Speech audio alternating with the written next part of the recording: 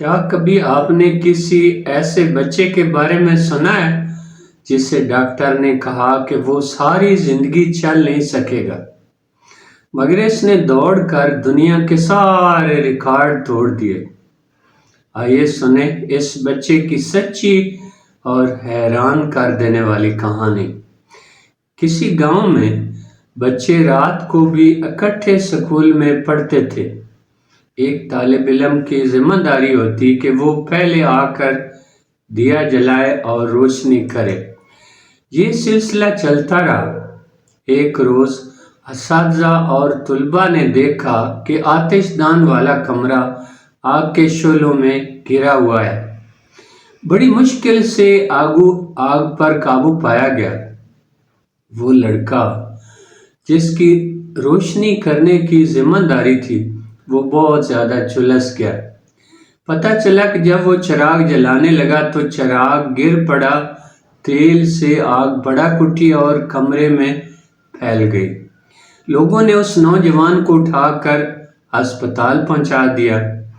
لڑکے نے سنا کہ ڈاکٹر اس کی والدہ سے کہہ رہے تھے کہ تمہارے بیٹے کا بچنا بہت مشکل ہے۔ نچلا دھڑ بری طرح متاثر ہوا ہے۔ یہ سن کر لڑکے کو بہت دکھ ہوا۔ وہ بہت رویا۔ اس کا اچانک دفاعی نظام جاگنے لگا۔ اس کی سوچ بدلنے لگی۔ وہ خود کو مضبوط کرنے لگا۔ بہادر لڑکے نے خود سے کہا کہ وہ زندہ رہے گا اور ایک دن دوبارہ پیروں پر کھڑا ہوگا۔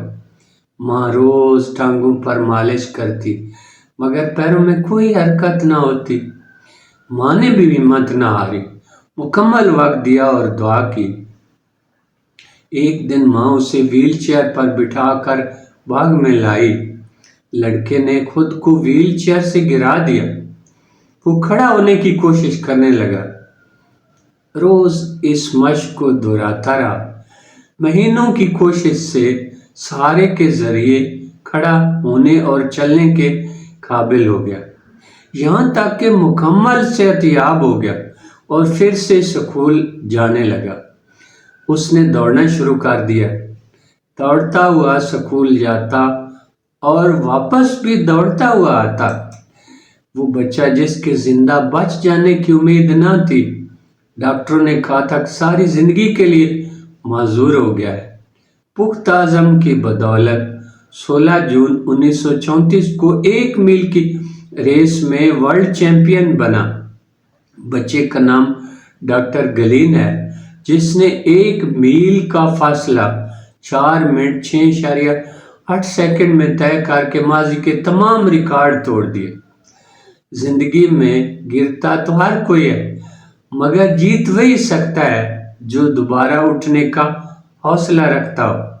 ڈاکٹر گلین کننگھم کی طرح جس نے اپنی راکھ سے خود کو دوبارہ زندہ کیا۔